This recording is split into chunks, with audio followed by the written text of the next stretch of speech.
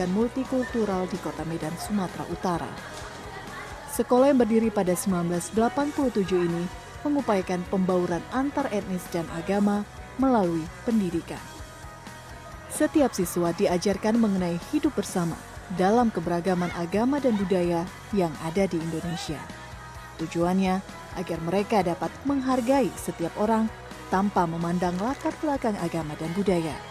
Perbedaan tidak seharusnya menjadi alasan untuk tidak menghormati orang lain. Yayasan Perguruan Sultan Iskandar Muda ini tepatnya berdiri 25 Agustus 1987 oleh Bapak Dr. Sopiantan. Yang menjadi latar belakangnya, yang pertama adalah pengalaman pahit yang dialaminya melalui diskriminasi sewaktu beliau menempuh pendidikan di dunia kedokteran. Yang kedua tentu faktor latar belakang ekonomi, yaitu kemiskinan. Maka dengan faktor tersebut, dia berusaha agar bangsa ini tidak ada lagi sekat-sekat diskriminasi dan juga stereotip. Dan juga faktor kemiskinan itu harus digerus sehingga semua anak bangsa memiliki kesempatan di dalam menempuh dunia pendidikan. Sukses menerima Ma'arif Award tahun 2014, yayasan ini berupaya agar siswa dari keluarga tak mampu juga dapat bersekolah. Kecemburuan sosial masih menjadi isu utama dalam membangun relasi yang baik antar etnis. Sekolah ini menjadi salah satu gambaran dari sekian banyak potret keberagaman di Indonesia. Perbedaan seharusnya menjadi kunci kekuatan dan persatuan demi menciptakan keharmonisan kehidupan berbangsa.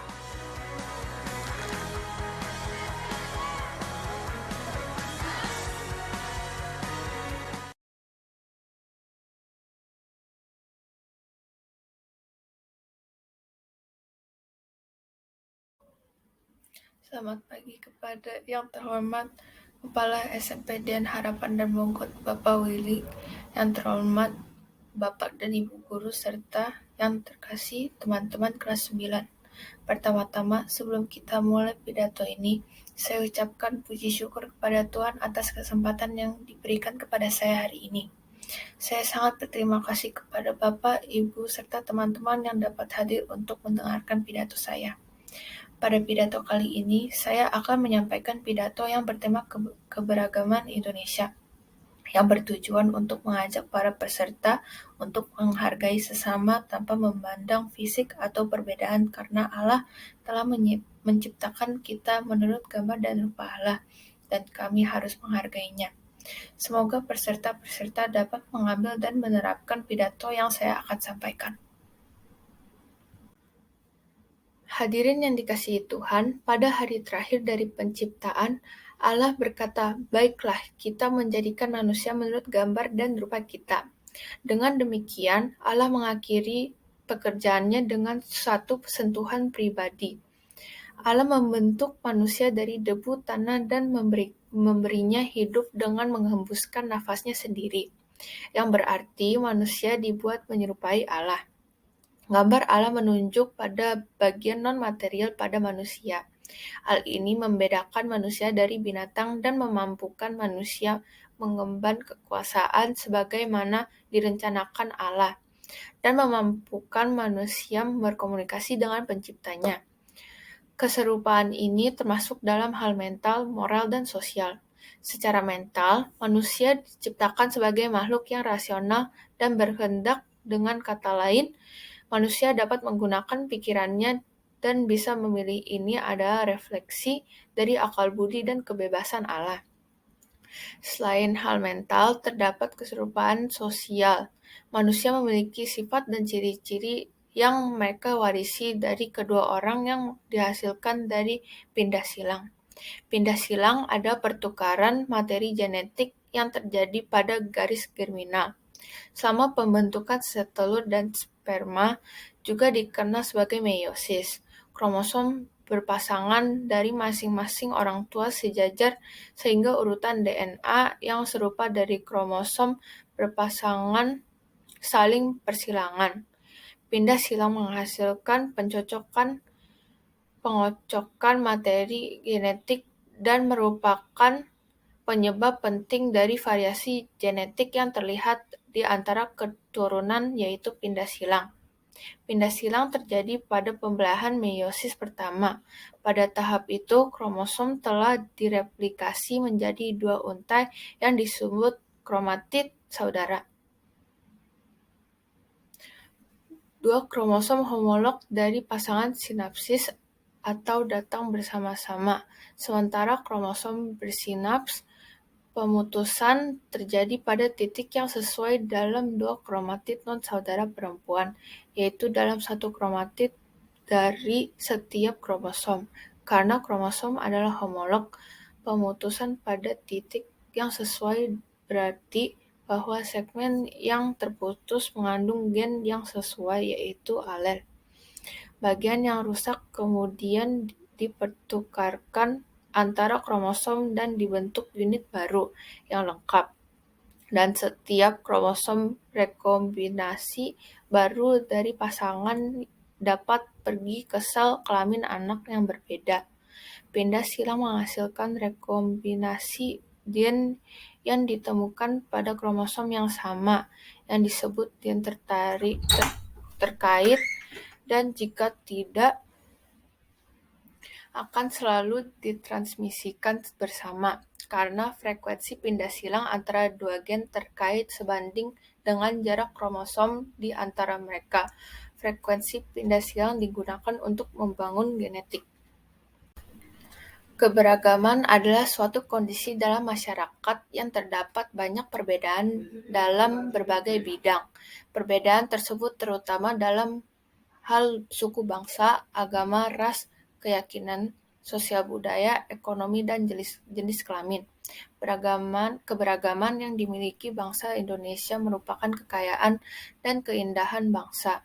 Salah satu keberagaman adalah suku bangsa, atau yang sering disebut etnik, dapat diartikan sebagai pengelompokan atau penggolongan orang-orang yang memiliki satu keturunan.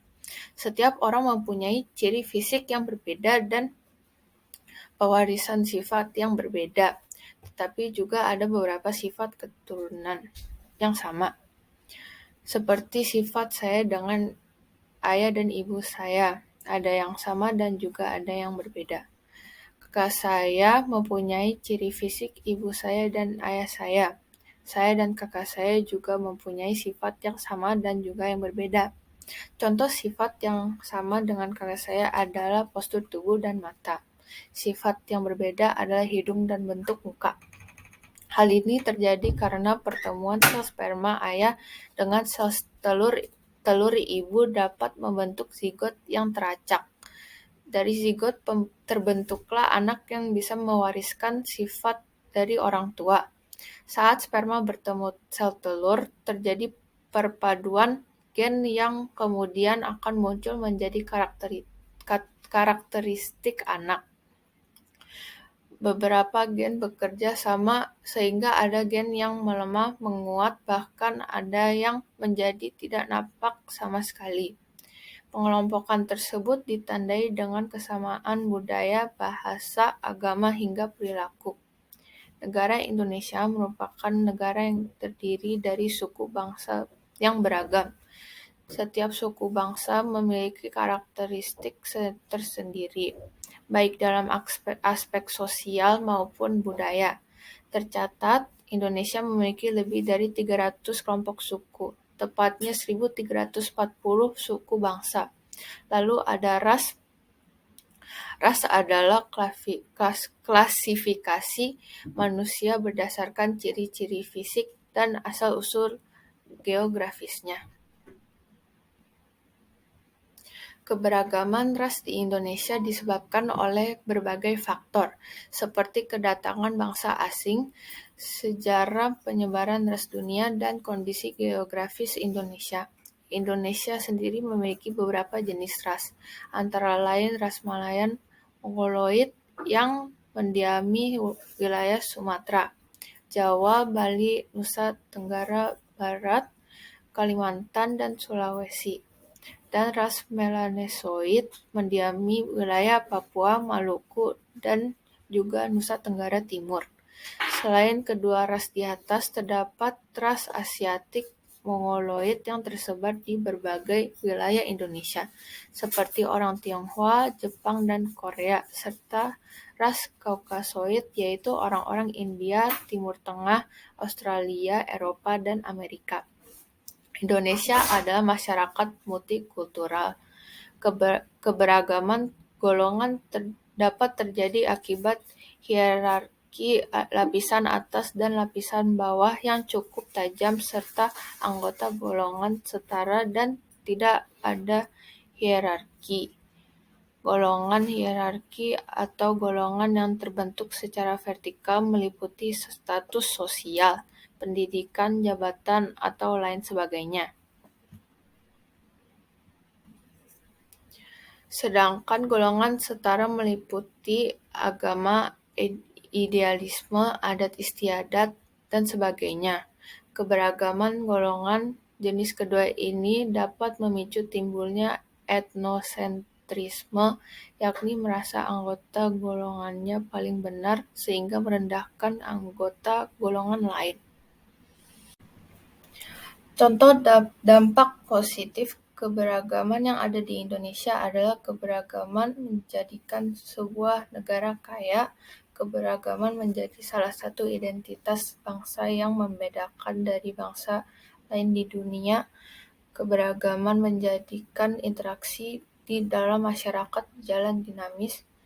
Keberagaman menjadikan hidup sebuah bangsa jauh lebih berwarna apabila dibarengi dengan toleransi.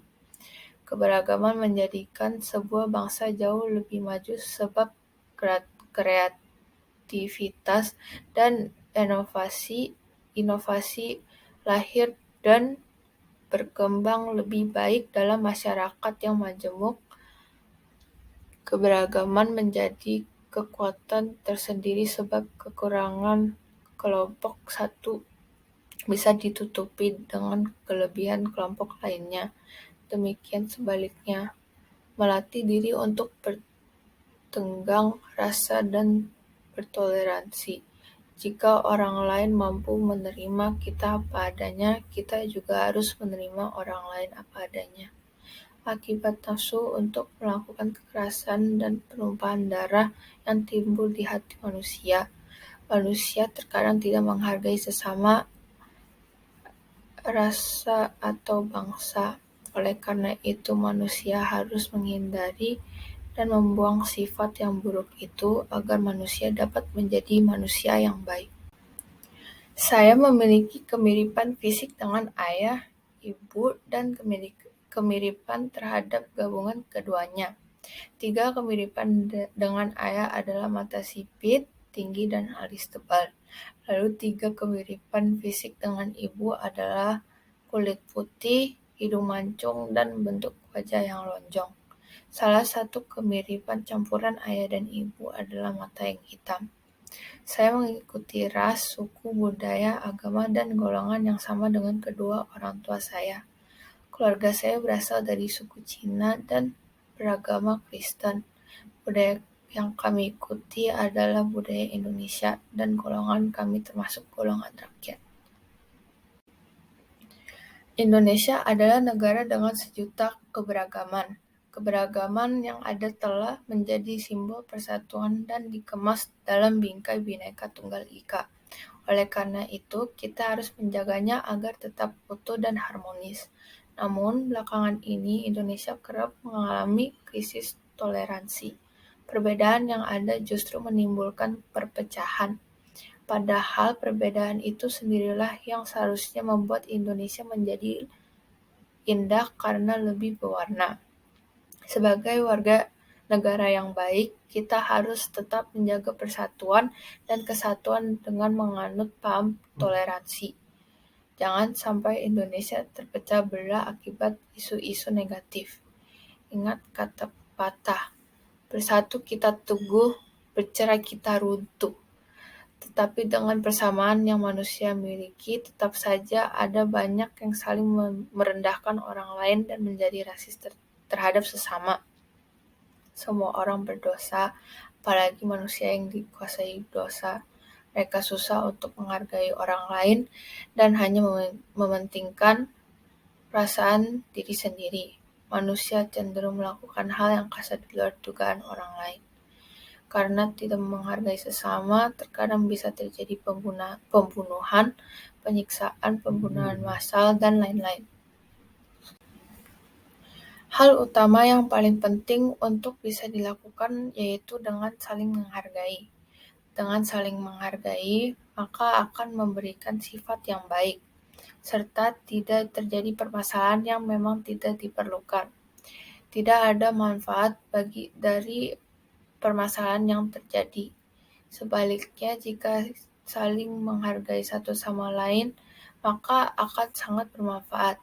Sejatinya, manusia merupakan makhluk sosial yang memang membutuhkan satu sama lainnya, termasuk dalam hal menjalin keberagaman di Indonesia. Dengan membantu satu sama lainnya akan memberikan efek yang sangat besar. Terlebih sesama masyarakat Indonesia memang seharusnya melakukan hal ini. Sebagaimana mestinya seorang saudara, maka tidak boleh untuk saling menjatuhkan, terutama untuk membuat keberagaman di Indonesia tetap berjalan.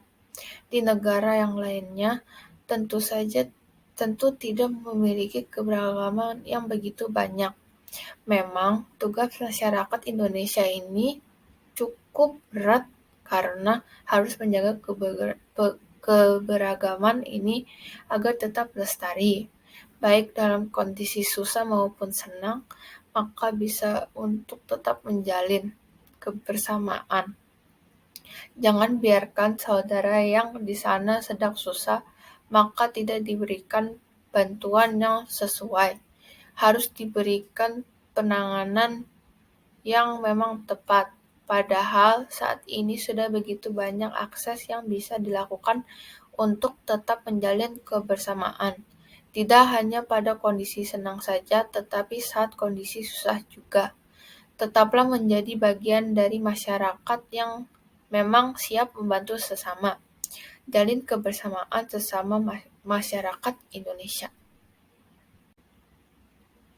Marilah kita menjadi anak Kristus yang diciptakan menurut gambar dan rupa Allah, agar kita semua bisa menerima dan menghargai sesama. Semoga pidato yang saya sampaikan dapat menjadi bermanfaat dan dapat dilaksanakan. Saya ucapkan terima kasih sudah meluangkan waktu untuk mendengar pidato saya. Sebelumnya, saya mohon maaf jika saya salah dalam memilih kata-kata saya. Sekian dan terima kasih.